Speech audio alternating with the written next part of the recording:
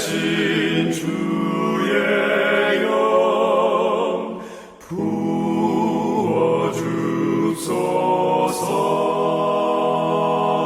부어주소서. 살아계신 주의 영 부어주소서.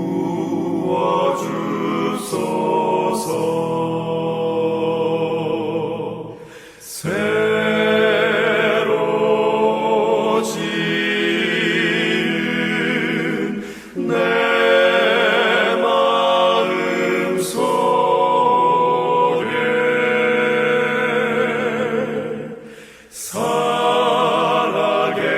살아계신 주의 영 부어주소서.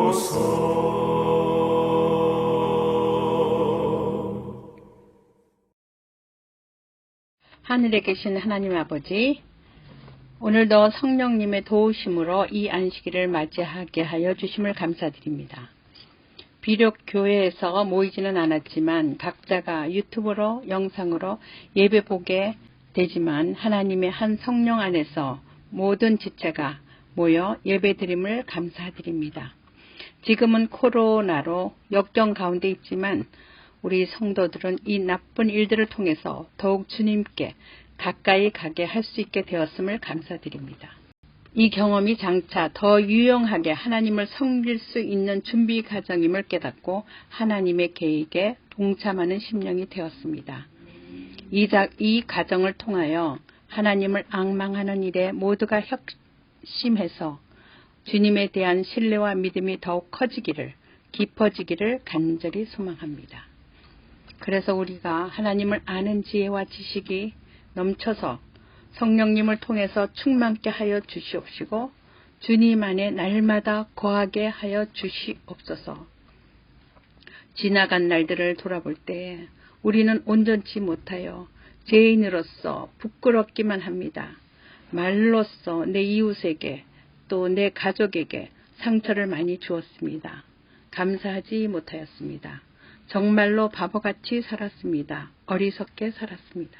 그러나 이 모든 죄와 허물을 회복시켜 주시는 주님이 계시기에 다시 소망을 갖습니다.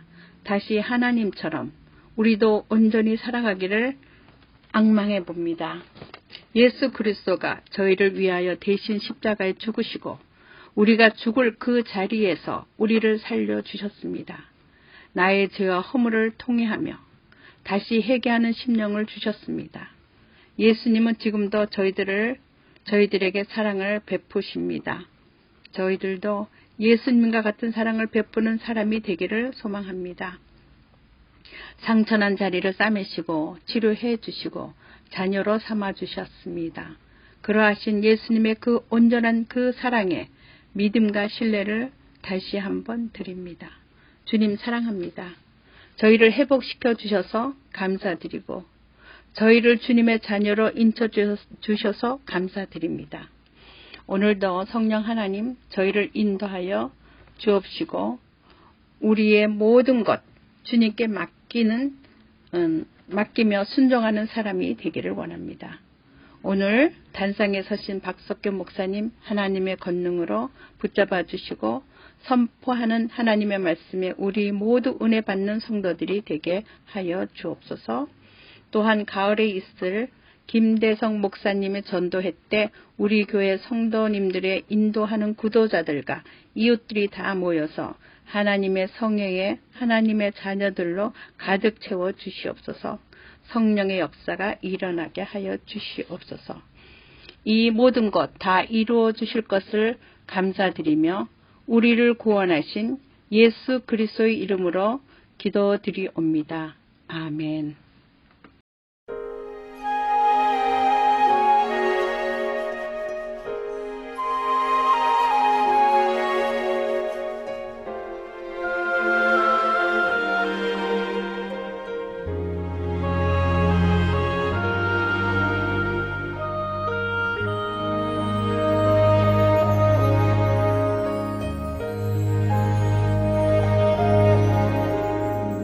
모든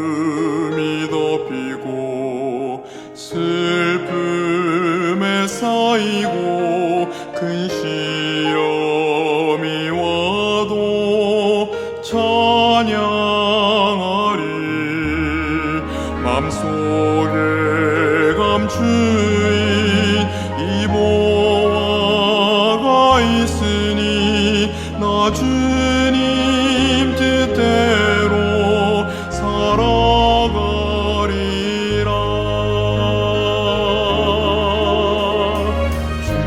주님의 뜻이 이룰 때까지 이 길을 따라 나가리로다.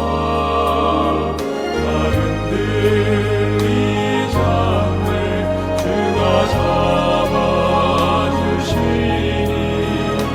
주님 뜻대로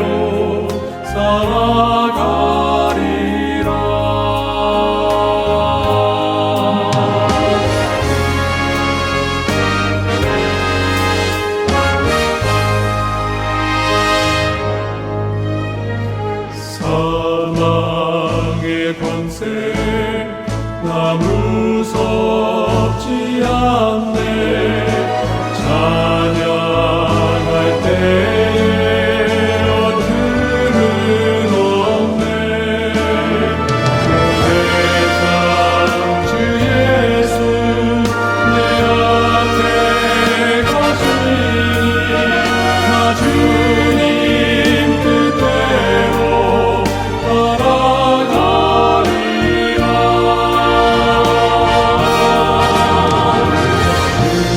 주님의 뜻이 이룰 때까지 이 길을 따라가리로다. 흔들리지 않네 주가 잡아주시니 주님 뜻대로 살아가리라.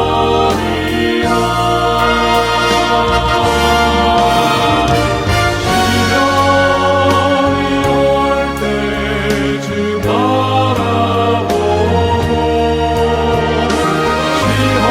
시험이 올 때 그 은혜 안에서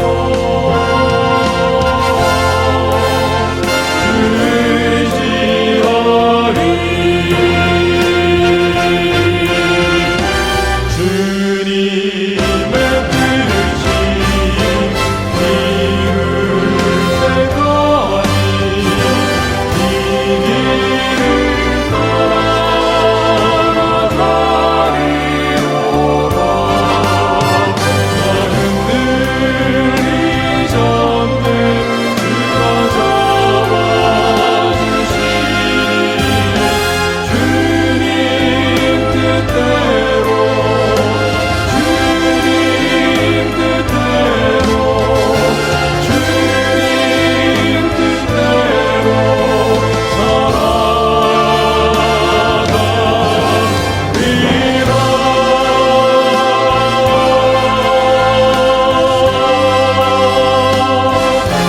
나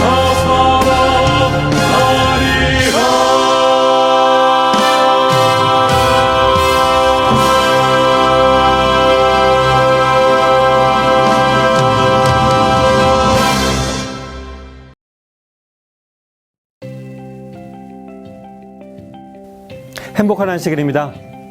온라인으로 예배드리는 모든 성도님들 위해 하나님의 사랑과 예수 그리스도의 은혜와 성령의 감동하심이 함께하기를 기원합니다. 저는 성경에 있는 사무엘상 30장에 기록된 말씀을 중심으로 말씀의 제목을 은밀한 일을 보는 눈이라는 제목으로 말씀의 은혜를 나누고자 합니다. 이 방송을 통해서 예배드리는 성도님들 가운데 혹 개인적 경험을 통해서 이제 며칠 후면 몇 번의 실패의 고배를 마시고 드디어 회사에 채용되어서 첫 출근을 기다린다거나 그렇게 들어가고 싶었던 그 회사에서 이제 팀장으로 승진할 날이 얼마 남지 않았다거나 등산을 7시간 인내를 가지고 올라가서 이제 10분 정도 가면 정상에 오를 수 있는데 그런 기대 가운데 갑자기 생각지 못했던 위기와 절망의 순간을 경험해 보신 적 있으신가요? 예를 들자면 코로나로 인해서 인원 채용을 무기한 회사에서 연장했다거나 팀장의 자리는 이제 경제가 어려우니 다른 부서와 합병하는 방안을 선택해서 다른 부서의 팀장이 그 자리를 대신할 것이라고 하는 경우, 혹은 이제 산 정상에 다 왔다고 생각했는데 갑자기 기상에 이변이 나와서 바람이 불어서 정상 등반이 차단되었다고 하는 경우 말입니다. 무엇인가 기대할 만한 것이 곧 생기기를 그렇게 지금까지 인내하면서 견뎌왔는데 이처럼 갑자기 한순간에 무너지는 경우를 경험했을 것이라 생각합니다. 오늘 우리가 성경 본문에 있는 말씀을 통해서 다윗의 경우를 생각해 보면 하나님은 이미 오래전에 사무엘 선지자를 통해서 그에게 기름을 부으신 사건, 그리고 사울이 아무리 도망다니고 사울 왕에게 쫓겨다녀도 사울 왕의 뒤를 이어서 그가 곧 왕이 될 것이라고 하는 예견된 삶 속에서 그는 쫓겨다니고 있었습니다. 그런데 오늘 이 본문에 있는 말씀은 이 30장은 이미 다윗에게 계시된 하나님의 이상이 비춰보았을 때에 이제 그는 하나님의 계시된 의지에 의해서 이스라엘을 다스릴 왕이 될 때가 임박했다고 하는 시점에 이르러왔었습니다. 심증적으로나 정황상으로 봤을 때 어느 면에 있어서 이제 다윗이 왕이 되기 바로 직전에 때가 왔다는 것을 느낄 수 있었습니다. 그런데 흥미로운 점은 다윗이 맞이한 그 최대의 고비와 위기가 본문 30장에서 기록되어 있고 그 다음 장은 사무엘상 31장, 이 사무엘상의 마지막 장인데요. 그 다음 장에서 사울 왕이 죽는 장면이 기록되어 있습니다.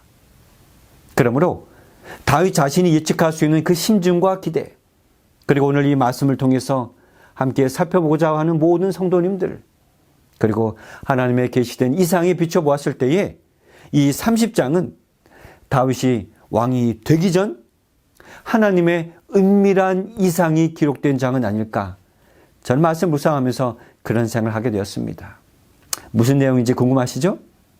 사무엘상 30장에 기록된 다윗에게 일어난 이 사건은 어쩌면 이 계시는 하나님의 의지에는 분명히 역행하는 사건이었습니다. 무슨 일이었을까요? 내용을 잠깐 요약하자면 이 다윗은 그를 따르는 장수들과 무리들이 이스라엘과의 전쟁에 참여하지 않고서 아벡이라고 하는 곳에서 3일 동안 약 80km, 마일로 따지자면 50마일을 걸어서 이제 시글락이라는 동네에 돌아왔습니다. 여러분, 그곳은 이미 다윗 자신의 두 아내들과 아이들이 임시 거주하였던 곳이었고, 또한 그를 따르는 많은 장군들의 가족들도 함께 그곳에 은신하고 있었던 곳이었습니다. 그런데 사무엘상 30장에 보니까 다윗이 식솔들과 가족들을 시글락에 놔두고 나간 그 사이에 아말렉이 쳐들어와서 약탈을 저지른 것입니다. 성을 불살랐고 모든 여인들과 처자식들을 사로잡아 끌어가고 있었습니다. 50마일을 걸어서 이제 이 다윗은 가족들 품에 쉬기를 그렇게 바랬었는데 그가 본 그 장면은 처참한 광경이었습니다. 무리들은 괴로움과 비통함에 진이 빠질 때까지 빠져서 다윗을 포함해서 그 장수들, 무리들이 소리내어 목 놓아 울었다고 기록하고 있죠. 5절에 보게 되면 다윗의 이 두 아내, 이스라엘 여인 아히노엠과 갈멜 사람 나발의 아내였던 아비가일도 사로잡혀갔다고 기록하고 있습니다. 다윗 자신에게 심히 충격적인 사건이 아닐 수 없었습니다. 그런데 이 비통함은 여기서 끝나지 않았습니다. 시글락 마을에 찾아온 그 비참함을 함께 경험한 시글락 마을 주민들이 얼마나 원통하고 슬퍼했던지 여기 본문 6절에 보게 되면 시글락에 거주한 백성들이 다윗을 돌로 쳐 죽이고자 할 정도로 비통한 심정이었다고 기록하고 있습니다. 우리는 여기까지 일어난 일들을 생각해 보면 다윗에게 왜 이런 일이 일어나야 했는지, 이런 일들은 이미 계획된, 어쩌면 하나님의 계시된 의지와 역행하는 사건이었습니다. 시글락 마을 주민들이 다윗에게 하는 그 말이 사실은 틀린 말은 아니었습니다. 이 모든 것이 다윗, 내가 잘못 판단해서 생긴 일이야. 이 모든 이 극한의 상황을 마주하고는 이 다윗의 심장에는 그 말에 대꾸할 말이 없었습니다. 하나님이 보여주신 그 계시에 의하면 다윗은 하나님의 뜻에 더욱 귀를 기울였어야 했었습니다. 하나님을 믿는다 신뢰하면서 정작 다윗 자신은 자신의 생각대로 판단하여서 자리를 비웠죠. 자신의 판단의 실수로 수많은 사람들과 그 가족을 절망 가운데 몰아 넣었던 것입니다. 하지만 저는 오늘 이 첫 번째로 이 본문을 통해서 주목하고자 하는 것은 6절에 기록된 다윗의 태도였습니다. 다윗이 크게 궁급하였으나 그 하나님 여호와를 힘입고 용기를 얻었더라. 여기 다윗의 마음이 뭐라고 기록되었습니까? 궁급하였다고 했습니다. 참으로 비통한 일이 아닐 수 없었습니다. 어찌할 바를 모르는 이 다윗. 하지만 그는 하나님 여호와를 힘입고 용기를 얻었다라고 성경은 기록하고 있습니다. 전 이 말씀을 묵상해 보면서 무엇으로, 도대체 어떤 방법으로 다윗이 여호와를 힘입고 용기를 얻었단 말인가? 저 같으면 이미 계시된 하나님의 의지고 뭐고, 이런 상황에서는 자신의 이 옷을 벗고 책임을 다 내려놓고 마치 그것이 책임을 다하는 모습이라 판단해서 모든 것을 내려놓고 좌절했을 것입니다. 하지만 다윗의 태도는 달랐습니다. 여러분, 사람이 사람을 믿음의 대상으로 삼을 수 있을까요? 우리가 경험한 바로라면 그렇지 않습니다. 내가 건강한 교회 혹은 진리교회에 소속되어 있다고 해서 그 교회에 믿을 만한 지도자가 이끌고 있다고 생각해서 안심할 수 있을까요? 욕심대로 행하다가 누군가 찾아올 수 있는 그 비극적인 일을 만날 때 정작 그 사람이 믿음으로 살지 않는 자들이라면 대체 무엇을 믿고 있는 것일까요? 보통 교회에서 문제가 생기면 문제의 그 원인을 지도자에게 찾습니다. 이때까지 지도자로 인정하고 동고동락해 왔건만 자신에게 그 슬픔과 괴로움이 닥치면 사람은 쉽게 배반합니다. 마치 예수님께서 사람들에 있어서 호산나 호산나 부르던 그 예수님의 말을 타고 가는 뒤에 따라가는 자들, 그 말을 끄는 자들이, 소리 높여서 종려나무 가지를 흔들던 자들이 십자가의 그 예수를 못 박는 일에 찬송한 일에 가담한 것과 같은 그런 현상이죠. 저는 생각하기를 이 다윗이 그가 지도자가 된 것은 하나님께서 그에게 보여준 계시를 통해서 왕으로 삼고자 하는 것은 그가 결코 실수하는 자가 아니라서 그런 것이 아니라 실수하더라도 그는 궁급함 중에 여호와를 힘입고 용기를 얻었다고 하는 이 대목에서 저는 정말 믿음의 사람임을 새삼 느끼게 되는 것입니다. 참된 믿음을 가진 자에게는 참된 회개가 수반됩니다. 참된 회개는 절망의 순간에, 궁급한 중에 그 사이에서도 위로와 새 힘을 가져다 두는 것, 진정한 회개가 그렇습니다. 이 회개한 이 다윗은 진정으로 하나님께 자신의 눈을 돌렸습니다. 그가 진정으로 회개하고 여호와를 힘입고 용기를 얻었다고 하는 이 확신을 어떻게 우리는 얻을 수 있을까요? 다윗은 이 성경에 보게 되면 분연히 일어나서 여호와를 힘입고 용기를 얻어서 아비아달이 맡고 있었던 에봇으로 하나님의 뜻을 여쭤보았습니다. 하나님의 뜻을 확인한 이 다윗은 600명을 거느리고 추격에 나섭니다. 그런데 문제가 생겼습니다. 그들이 부솔신에 이르렀을 때에 피곤하여 지친 나고자 200명이 발생한 것입니다. 여러분 600명 중에 200명이면 3분의 1이 나고자 한 것입니다. 더 이상 갈 수 없다고 하는 것입니다. 다윗은 그 부솔 시냇가에 이 200명을 머물게 하고 나머지 400명만 데리고 계속 진군합니다. 도중에 하나님께서 한 사람을 만나게 해주셨는데 아말렉 무리에게서 병들어 버림받은 애굽 사람이었습니다. 다윗은 그 사람을 잘 선대하여 주었습니다. 먹을 것을 주고 돌봐주었습니다. 그리고 그 사람을 통해서 아말렉에게로 인도함을 받게 되는 축복을 얻게 되죠. 결국 이 다윗은 아말렉을 습격하여서 다 멸하고 다윗의 그 두 아내와 모든 가족들을 구원하였습니다. 그리고 그뿐만이 아니라 전리품으로 양떼와 소떼를 다 탈취하여 가지고 왔습니다. 이제 너무나 신난 이 병사들은 우리가 아무것도 잃은 것이 없이 다윗이 도로 찾아왔다고 노래 부르면서 그들은 집을 향해 가고 있었습니다. 그런데 문제는 400명은 싸웠지만 이 부솔 시냇가에서 전장에 출전하지 않았던 200명이 머물고 있는 그 부솔 시냇가에 돌아왔을 때에 분쟁이 생겼습니다.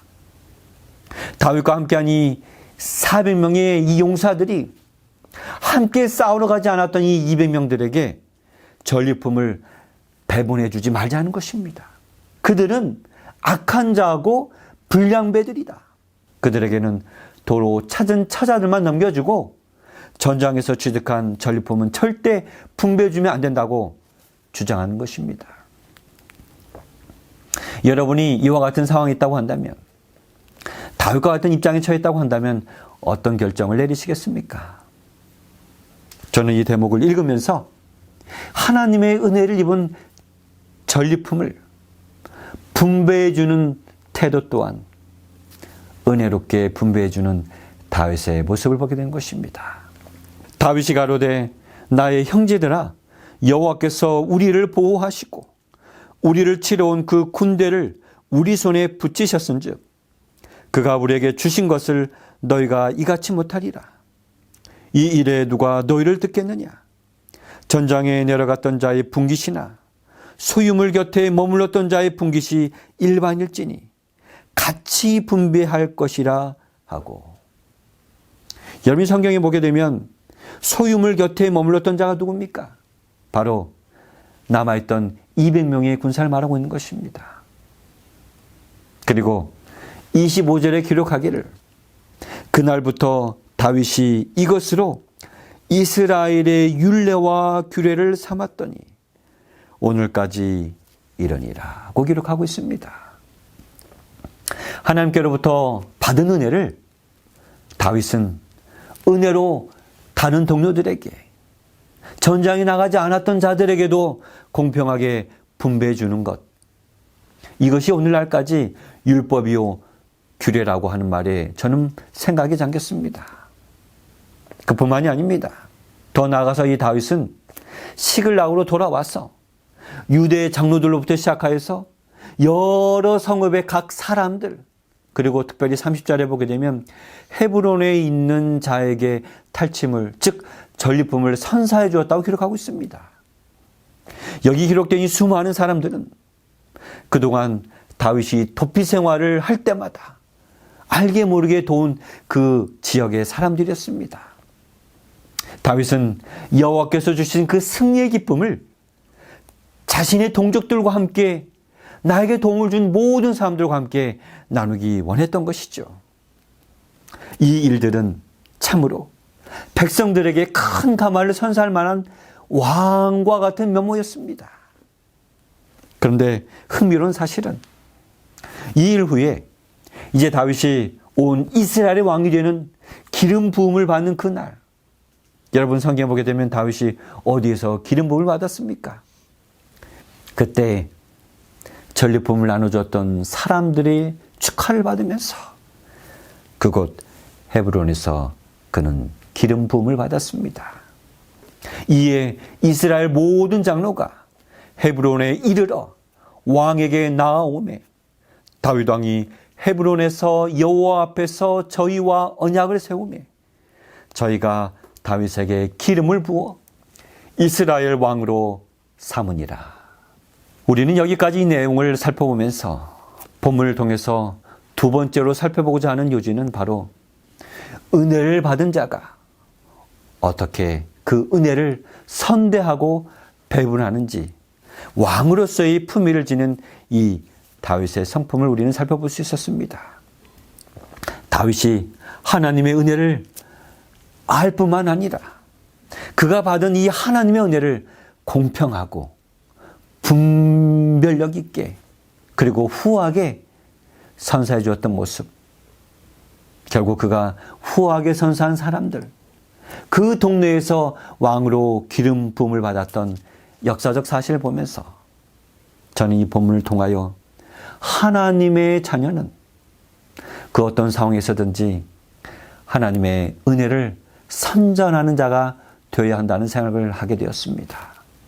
우리가 정말 잘 아는 이 성경 말씀 베드로전서 2장 9절에 보게 되면 오직 너희는 택하신 족속이요 왕같은 제사장이요 거룩한 나라요 그의 소유된 백성이니 이는 너희를 어두운 데서 불러내어 그의 귀한 빛에 들어가게 하신 자의 아름다운 덕을 선전하게 하려 하심이라고 하는 이 말씀 우리는 얼마나 잘 알고 있습니까? 얼마나 이 말씀을 소중하게 간직하고 있습니까? 우리는 하나님의 은혜를 공평하게 배분해주고 공평하게 선사해줘야 할 왕같은 자녀인 것입니다. 교회가 이제 곧 개시될 텐데요.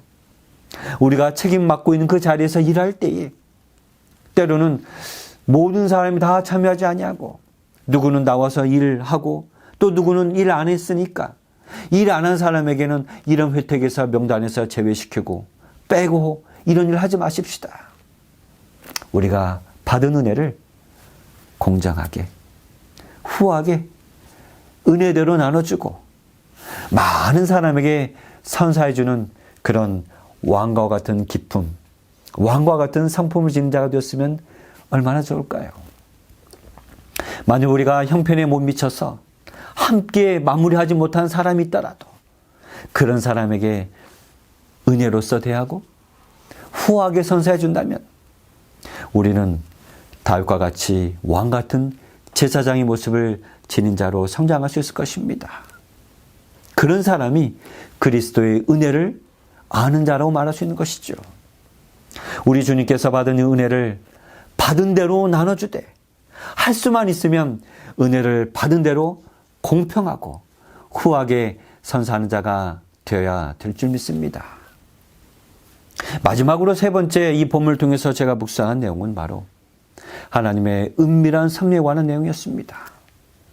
이 본문에 있는 말씀을 잘 읽고 묵상해 보니까 일의 결국을 생각해 보니 다윗으로 하여금 이스라엘과의 전쟁은 피하게 하고 오히려 이스라엘의 대적인 아말렉과 싸우는 결과가 연출된 것이죠.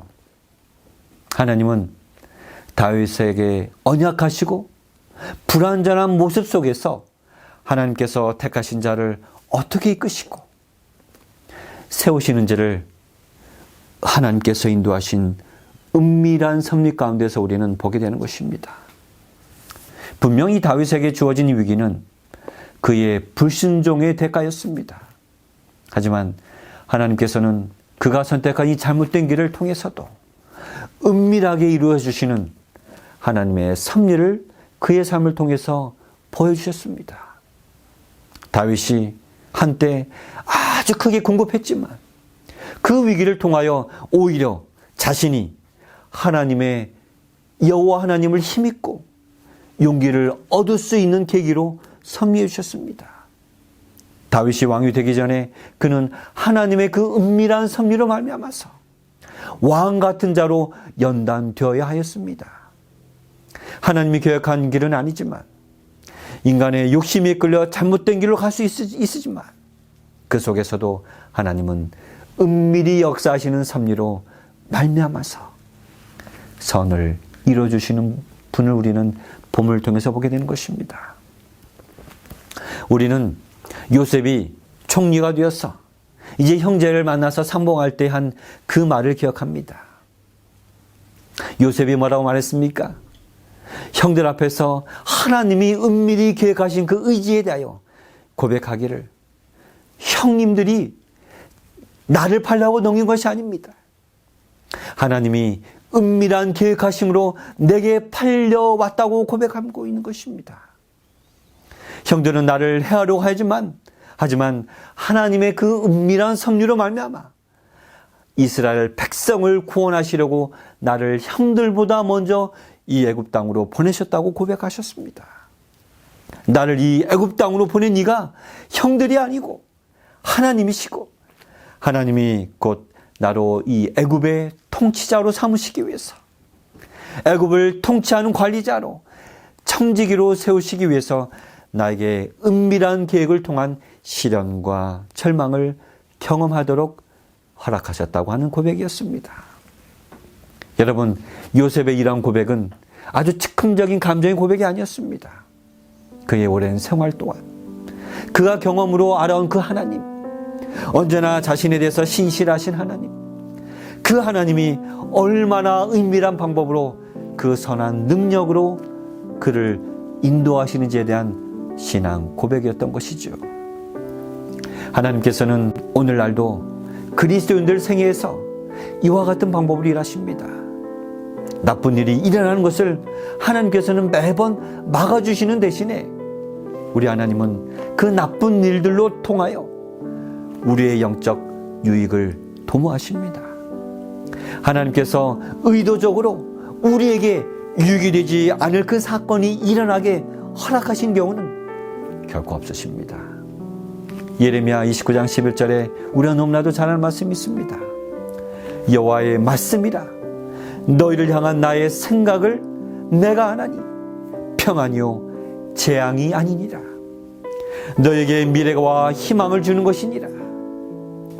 하나님께서는 의도적으로 우리에게 유익이 되지 않을 그 사건이 일어나도록 허락하신 경우는 결코 없으십니다.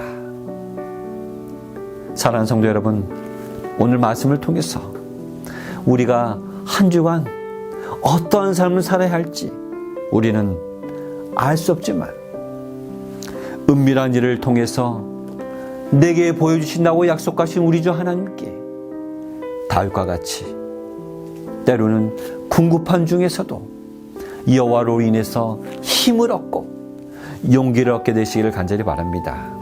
우리 각자가 후하게 받은 하나님 은혜를 그 동일한 은혜의 정신으로 불량자들에게도 공평하게 배분해 줄 수 있는 선대, 그러한 믿음이 있게 되길 간절히 바랍니다. 그러므로 우리는 왕과 같은 품위를 가진 자로서 한 주간도 하나님께서 우리의 삶을 통하여 은밀히 역사하시는 하나님, 선한 길로 인도해 주신 그 하나님의 능력에 힘입어서 이 한 주간도 용기와 힘을 우리 하나님으로부터 얻게 되는 여러분과 제가 되길 간절히 바라면서 말씀을 마치겠습니다.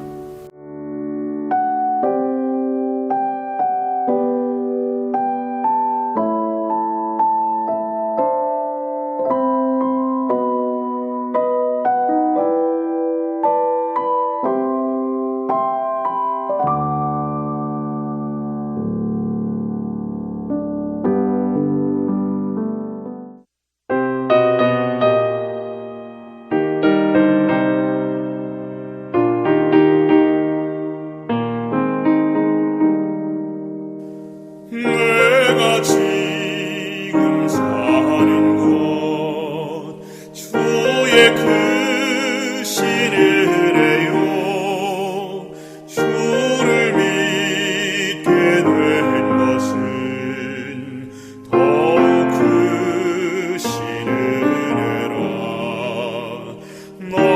넘치는 주의 사랑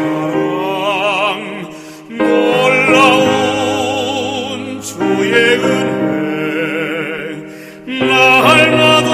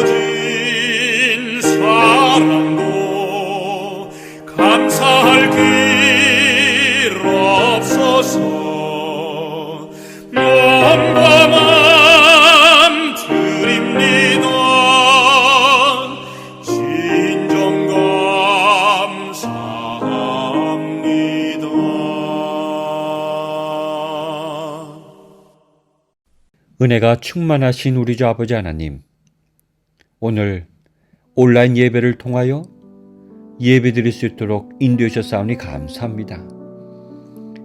말씀을 통하여 우리 각자의 실수 가운데서 은밀히 역사하시는 우리 주 하나님의 자비하심을 생각할 때에 또한 감사합니다. 이 시간 이 방송을 통해서 예배드리는 모든 자 가운데 각자의 삶 속에서 기대할 만한 그 어떤 것이 순식간에 무너지고 그로 인해서 마음 궁급해지며 울 기력조차 없는 그 어떤 상황 가운데 빠져 있습니까? 은밀히 역사하시는 우리 주 하나님의 섭리에 따라 우리 인간의 욕심과 잘못을 인정하고 자백하며 회개하는 가운데 여호와를 힘입어 용기를 얻도록 이 시간 축복해 주시옵소서.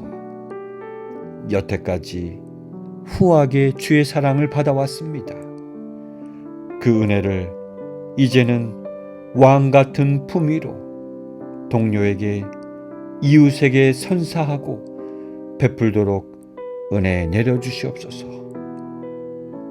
주의 생각은 재앙이 아니라 장래에 소망을 주려 하는 그 생각, 그 은밀한 생각에 더 큰 믿음과 신뢰를 드립니다. 주의 뜻대로 생각하고 행동하다가 보이지 않던 하나님의 계시가 이제 더 강력하게 내 속에서 은밀히 역사하시는 우리 주 하나님의 능력을 확인하며 더 큰 믿음으로 한 주를 살도록 축복해 주시옵소서. 우리의 마음과 드린 헌금을 받아주시고 한 주간 주의 선하신 능력이 섭리 가운데 역사해 주셨기만을 예수님의 이름으로 감사하며 기도드려옵나이다. 아멘.